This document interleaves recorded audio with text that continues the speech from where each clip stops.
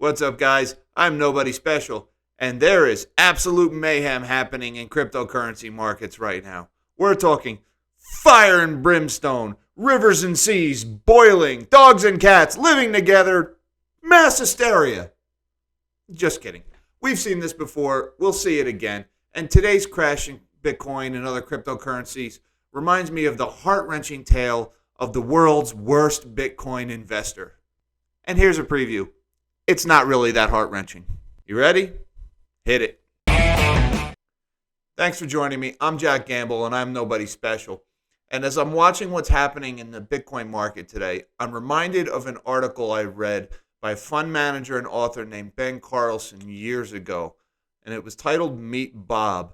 And it was a cautionary tale of the world's worst market timer. Now, if you've never read that article, I highly recommend it. I'll post a link in the description below. You should really check it out. And you see what Bob did was Bob invested $10,000 in the S&P 500 the day before every major market crash since the 1970s. And I won't spoil the article for you, but long story short, things for Bob didn't turn out as badly as you think they did.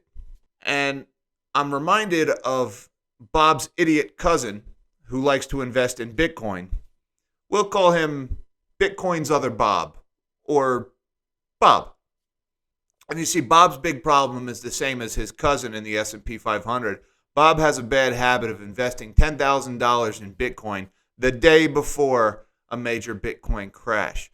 And as we all know, there have been some pretty major crashes in Bitcoin over the years. Now, Bob's first ill-fated venture into Bitcoin was on April 10th, 2013. Bob had some serious FOMO going on back then, and he had seen the price of Bitcoin rallying in the days up, and he finally had to have his slice. So he went and he put $10,000 into Bitcoin when it was $259. The problem is, 2 days later, on April 12th, the price of Bitcoin crashed to $45. Bob had lost 83% of his investment. And Bob was devastated. And he didn't touch Bitcoin again for a couple of months. Now, Bob eventually recovered from this, and he started to feel the FOMO a little bit more because on November 30th of 2013, the price of Bitcoin had risen all the way up to $1,163. And again, Bob, our worst market timer ever, put another $10,000 US into Bitcoin. And again, the bottom just fell out of the market, and Bitcoin began a steady decline, bottoming out on January 14th of 2014 at just $152.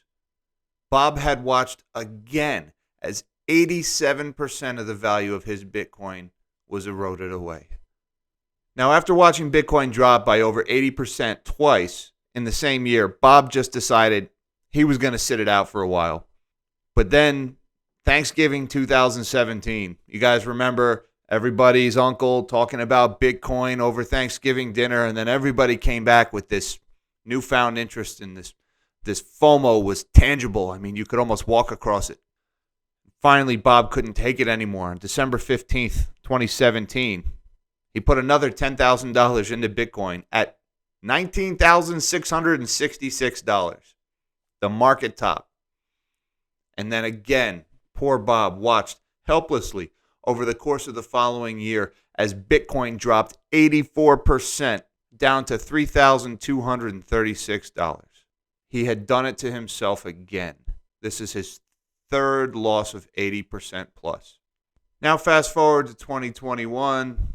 Bob's got his FOMO going again. He can't resist. And on April 14th, Bob bought another $10,000 worth of Bitcoin when the price was $64,863. Another market top. Fast forward to today, we've seen a crash of about 54%. The price of Bitcoin as of the making of this video is $29,795. Bob's done it to himself again. I mean, this guy is just the worst investor of all time. Now, this poor guy has now sat through 3 corrections in excess of 80% and this current one that's currently at about 50%. And he just watched his investments whittle away seemingly to nothing time and time again. Now, poor Bob has invested a total of $40,000 cash in Bitcoin over these years since 2013. And after all of these crashes, he's left with just $1,426,319. Poor Bob. He's only up about 3,565%. Do you see where I'm going with this? Do you see why I'm not so worried about this Bitcoin crash? Sure, I love to wake up in the morning during these big upswings, and the first thing I do is see how much money I made overnight. That's a lot of fun. And nobody likes to wake up and see a bunch of red. But the fact is, we've seen this before with Bitcoin. We've seen these crashes. And I only highlighted in my story about Bob a couple of the more famous ones. There have been several other crashes between 30, 40, 50% in the years in between these big 80% crashes. And this current crash that's going on may very well go much further. It may not. But what we've seen time and time again is the overall trend in Bitcoin is up year over year. Now, there's a couple of key elements to Bob's strategy that I want to highlight. Besides being the world's worst market timer, what Bob did is Bob never sold. He hodled like all get out.